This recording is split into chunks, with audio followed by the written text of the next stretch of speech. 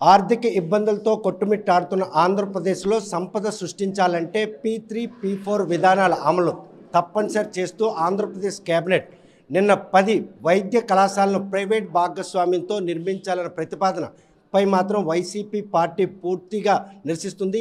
ఈ విషయంలో వైద్య రంగాన్ని పూర్తిగా అమ్మేందుకు చేస్తున్న ప్రక్రియగానే వారు మాత్రం పరిలో తీసుకుంటున్నారు. గత 5 ఏళ్లలో పేదవాడికి వైద్యం అందుబాటులో తెచ్చినటువంటి ఆ పరిస్థితులు దూరం చేసేందుకు కేబినెట్ తీసుకున్నటువంటి నిర్ణయంపై ప్రస్తుతం మనతో మాట్లాడడానికి మాజీ మంత్రి సీదిరి అప్పలరాజు ఉన్నారు.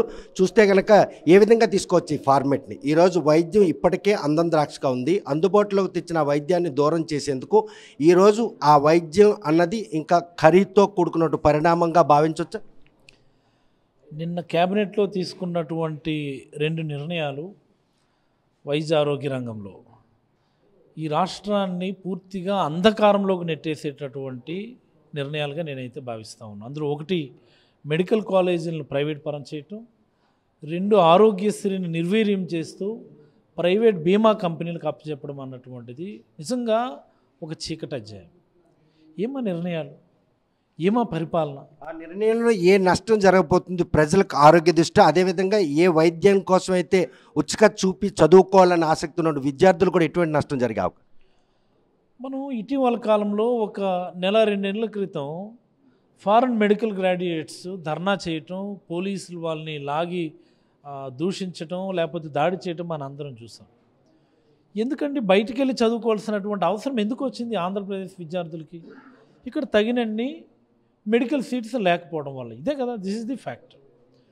మరి ఇలాంటి సందర్భంలో ఈ రాష్ట్రం నుంచి ఎక్కడికో బయటికి వెళ్ళి తెలిసి తెలియని భాషలో, తెలిసి తెలియని దేశంలో, తెలిసి తెలియని అసంపూర్తి జ్ఞానంతో ఎందుకు ఉండాలా? అదేది ఇక్కడే మనము మెడికల్ కాలేజెస్ పెట్టుకుంటే ఆ క్వాలిటీ ఎడ్యుకేషన్ ఇచ్చుకుంటే మంచి జరుగుతుంది కదా అన్నటువంటి ఒక మంచి ఉద్దేశంతో పేద విద్యార్థులకి నాణ్యమైన విద్య వైద్యం అందాలని, మెడికల్ ఎడ్యుకేషన్ అందాలని జగన్మోహన్ రెడ్డి గారు ఆలోచన చేసి కొత్తగా 17 మెడికల్ కాలేజీలు ఎగ్జిస్టింగ్ మెడికల్ కాలేజెస్తో కలిపి ప్రతి జిల్లాలో ఒక మెడికల్ కాలేజ్ ఉండే విధంగా చర్యలు తీసుకుంటే 5 మెడికల్ కాలేజీలను పూర్తి చేసి ప్రారంభిస్తే మరొక 12 మెడికల్ కాలేజీలు పైప్ లైన్లో నిర్మాణాలు వివిధ దశల్లో ఉంటే 8,400 కోట్ల బడ్జెట్ దానికి ఎలకేషన్ చేసి 2,500 కోట్ల బడ్జెట్ ఖర్చు పెట్టి ఇంకొక 6,000 కోట్లు 2-3 సంవత్సరాలు ఖర్చు పెట్టే విధంగా ఫైనాన్షియల్ టైప్స్ పూర్తి చేస్తే 6,000 కోట్లు మేము ఖర్చు పెట్టలేమని చెప్పి ప్రైవేట్ వాళ్ళకి అమ్మేస్తారా? దౌర్భాగ్యం కదా. అంటే P ఫార్ములా గనక అమలు చేసిన క్యాబినెట్ నిర్ణయం గనక స్వాగతించినట్టయితే పెట్టుబడిదారులు గనక ఆ కళాశాలకు గనక ఆకర్షితులైతే వారిపై ఎటువంటి చర్యలు చేపట్టే పరిస్థితి భవిష్యత్తులో? ఖచ్చితంగా అండి. జగన్మోహన్ రెడ్డి గారు ఈ విషయంలో చాలా ఫోకస్డ్గా ఉన్నారు. ఆయనకు వచ్చినటువంటి గొప్ప ఆలోచన ఇది. ఈరోజు మెడికల్ కాలేజీలను నమ్మడం కాదండి, ఇది ఒక గొప్ప రిఫార్మర్ జగన్మోహన్ రెడ్డి గారు లాంటి ఒక గొప్ప పరిపాలనా దక్షుడి యొక్క గొప్ప ఆలోచన అమ్మకానికి పెట్టాడు. మా ప్రభుత్వం వచ్చిన తర్వాత ఈ పీపీపీ మోడల్లో టేకప్ చేస్తున్నటువంటి ప్రతి మెడికల్ కాలేజీకి సంబంధించినటువంటి ఎంఓయూని ఖచ్చితంగా క్యాన్సిల్ చేస్తాం. ఇందులో ఎలాంటి అనుమానం లేదు, ఇందులో ఎలాంటి అనుమానానికైతే అవకాశం లేదు. ఖచ్చితంగా దాన్ని క్యాన్సిల్ చేస్తాం. ఎవరైతే ముందుకు వస్తున్నారో టేకప్ చేయడానికి మీరు ముందుగానే ఆలోచించుకోండి. ఇందులో ఎలాంటి అనుమానం లేదు. అవి పేదలకు సంబంధించినటువంటి ఆస్తి, ప్రజలకు సంబంధించినటువంటి ఆస్తి, వందల వేల కోట్ల విలువైన ఆస్తుల్ని చంద్రబాబు తన సొంత మనుషులకి, తన కులం వాళ్ళకి దారాదత్తం చేయడానికి చేస్తున్నటువంటి కుట్రలో భాగంగా ఇది జరుగుతుంది తప్ప ఇందులో ఎలాంటి పబ్లిక్ ఇంట్రెస్ట్ లేదని నేనైతే భావిస్తా ఉన్నాను. ఇంతలా ఎరువుల కోసం రైతులు ఇబ్బంది పడుతున్నారు. నిన్న క్యాబినెట్లో కనీసం ఒక్క ప్రస్తావన కూడా తేకపోవడం వెనుక ఏ ఆంతర్యం ఉంది, లేకపోతే నిల్వలు పుష్కలంగా ఉన్నాయనే ఉద్దేశంతో అటువంటి ప్రస్తావన రాలేదు? జనరల్గా ఎప్పుడు కూడా నాకు చాలా ఆశ్చర్యం వేసిందండి. చాలా మంచి ప్రశ్న అడిగారు నాయుడు గారు. ఖరీఫ్ సీజన్లో అంటే అగ్రికల్చర్ సీజన్ ఉన్నప్పుడు ప్రతి క్యాబినెట్లో కూడా అగ్రికల్చర్ మీద ప్రత్యేకంగా నోట్ ఒకటి ప్రజెంట్ చేస్తారు. ఎన్ని ఎకరాల్లో సాగు జరుగుతుంది, ఎంత జరిగింది, ఇంకెంత చేయాలి, రిక్వైర్మెంట్స్ ఏంటి, లేకపోతే వర్షపాతం ఎలా ఉంది, రెయిన్ఫాల్ ఎలా ఉంది అన్నటువంటి ప్రతి దాని మీద కూడా ఒక నోటు ప్రజెంట్ చేస్తారు. అలాంటి నోట్ ప్రజెంట్ చేయకపోవడం చాలా ఆశ్చర్యం వేసింది నాకు. ఇంతమంది యూరియా కోసం, ఎరువుల కోసం రోడ్లు ఎక్కుతుంటే దానిపైన కనీస చర్చ లేకపోవడం అన్నటువంటిది ఆంధ్రప్రదేశ్ క్యాబినెట్ అంటే చంద్రబాబు గారు ఆయనకు ఒకటే, ఉదయం లేచినప్పుడు రాత్రి పడుకునే వరకు అమరావతి అమరావతి అమరావతి అమరావతి అమరావతి. సిఆర్డిఏ. ఆ సిఆర్డిఏ ఏవో నిర్ణయాలు తీసుకుంటారు. ఆ నిర్ణయాలు ఆమోదించడానికి క్యాబినెట్ సమావేశం పెట్టుకుంటారు. అంతే తప్ప క్యాబినెట్లో ఏదో నిర్ణయాలు తీసుకోవడానికి క్యాబినెట్ సమావేశం పెట్టుకోరు.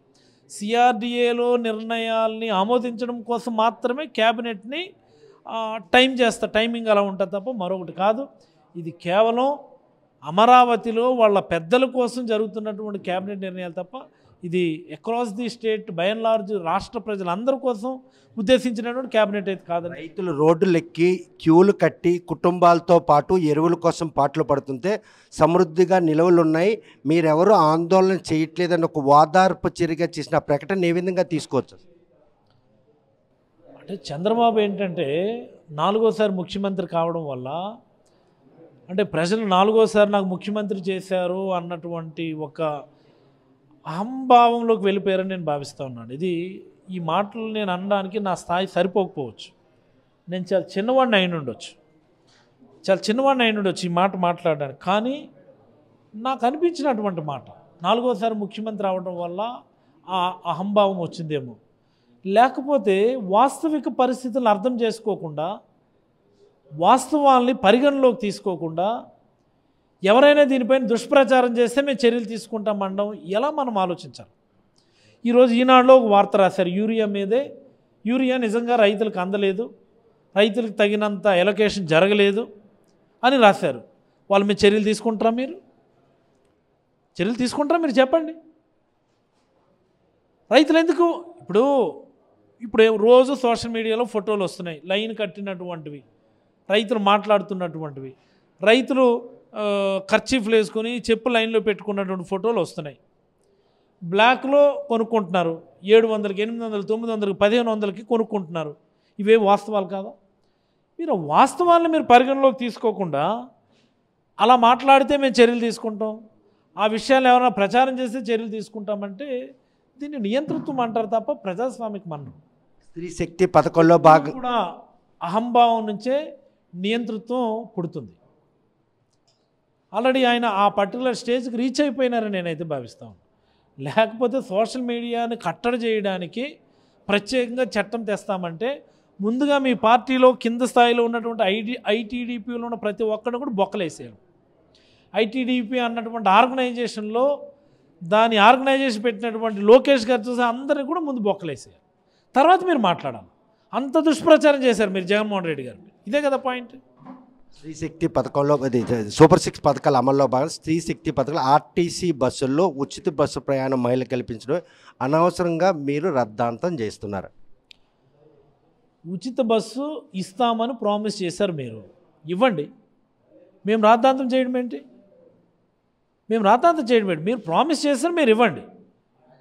ఏ బస్సులోనా ప్రయాణం మేము ఫ్రీగా ఇస్తాము అని చెప్పి మీరు ఆ రోజు చెప్పారు, ఇవ్వండి. అంతే తప్ప మేము రాద్ధాంతం చేయండి. 5 బస్సుల్లో ఆల్రెడీకి దానికి అవకాశం కల్పించారు, ఉన్న 17 బస్సుల్లో కూడాను అవకాశం కల్పించారు. మీ డిమాండ్ వెనుక వాళ్ళకి ఏ ఆటంకం అడ్డు నిలుస్తుంది?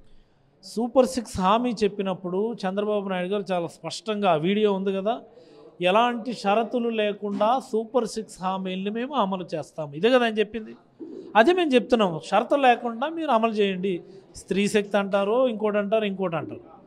నిన్నేమన్నా చూశాను నేను, స్త్రీ శక్తి పథకం అమలు చేయడం ద్వారా ఆంధ్రప్రదేశ్ మహిళలు బ్రహ్మాండంగా అభివృద్ధిలోకి అంటే ఫ్రీ బస్ ఇస్తేనే మహిళలు అభివృద్ధిలోకి వచ్చేస్తే రుణమాఫీ చేసిన జగన్మోహన్ రెడ్డి గారు అది అభివృద్ధి కాదా? చేయుత ద్వారా లక్షల మంది మహిళలకు చేయుతనిచ్చినటువంటి జగన్మోహన్ అభివృద్ధి కాదా? 50% మహిళా రిజర్వేషన్ తీసుకొచ్చారు. పదవుల్లోనూ పంపకాల్లోనూ అన్నింటిలోనూ కూడా 50% దేశంలో ఎక్కడుందో లేదు కదా.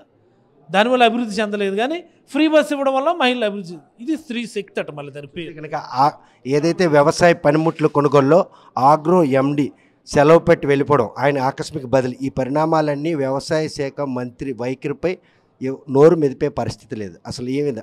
అదేవిధంగా వైఎస్ఆర్ కాంగ్రెస్ పార్టీ కూడా ఈ విషయం తెలిసిన తొలినాళ్ళలోనే దాని గురించి బయట మాట్లాడగా ఆ తర్వాత మాత్రం ఎటువంటి పురోగతి లేదు. ఇవన్నీ ఆ షాడో ముఖ్యమంత్రి కార్యాలయంకి మన మంత్రి కార్యాలయంకి ఉన్నటువంటి వాటాల్లో తేడాలు వచ్చినటువంటి గొడవలు. షాడో ముఖ్యమంత్రి గారి కార్యాలయానికి ప్రతి మంత్రి కార్యాలయం వాళ్ళు కూడా వాటాలు చేరవేసారు. ఆ వాటాల్లో తేడాలు రావడం వల్ల ఇలాంటి వార్తలన్నీ బయటకు వస్తుంటాయి తప్ప అన్ని మంత్రి కార్యాలయాల్లో కూడా విచ్చలవిడిగా అవినీతి అవినీతి అవినీతి, మరొకటి కాదు. మా డిపార్ట్మెంట్ అయితే, నేను చేసిన డిపార్ట్మెంట్ పూర్తిగా బ్రష్. మీరు ఒకసారి అడగండి, ఏ వెటర్నరీ సర్జన్నో, ఏ ఏడీనో జేడీనో అడగండి, అసలు మీరు చెప్పేస్తారు మీకు. చూస్తే కనుక ప్రస్తుతం ఏదైతే రాష్ట్రంలో మెడికల్ కాలేజీలు ప్రైవేటీకరణ చేసే విషయంపై మాత్రం వైఎస్ఆర్ కాంగ్రెస్ పార్టీ అలుపెరగని పోరాటం చేస్తుంది. ప్రతి మంత్రి కార్యాలయం కూడా ఈరోజు అవినీతి రాజ్యం వెళ్తుంది. ఇటువంటి ప్రభుత్వం చేస్తున్నట్టు ఈ తప్పిదాలు మాత్రం వైఎస్ఆర్ కాంగ్రెస్ పార్టీ తీవ్రంగా ఖండిస్తుంది. మంత్రి స్పష్టం చేస్తారు. వీడియో జర్నలిస్ట్ రామకృష్ణతో సత్యం, RTV శ్రీకాకుళం. తెలుగులో ఫాస్టెస్ట్ న్యూస్ యాప్ ఇప్పుడు కొత్త అవతారంలో 5 సెకండ్లోనే పూర్తి వార్తా సమాచారం మీ చేతిలో. సోషల్ మీడియా ట్రెండ్స్ మీ కళ్ళ ముందుకే live TV and voice search ఆప్షన్స్తో ఇప్పుడే డౌన్లోడ్ చేయండి. యాప్ లింక్ డిస్క్రిప్షన్లో ఉంది.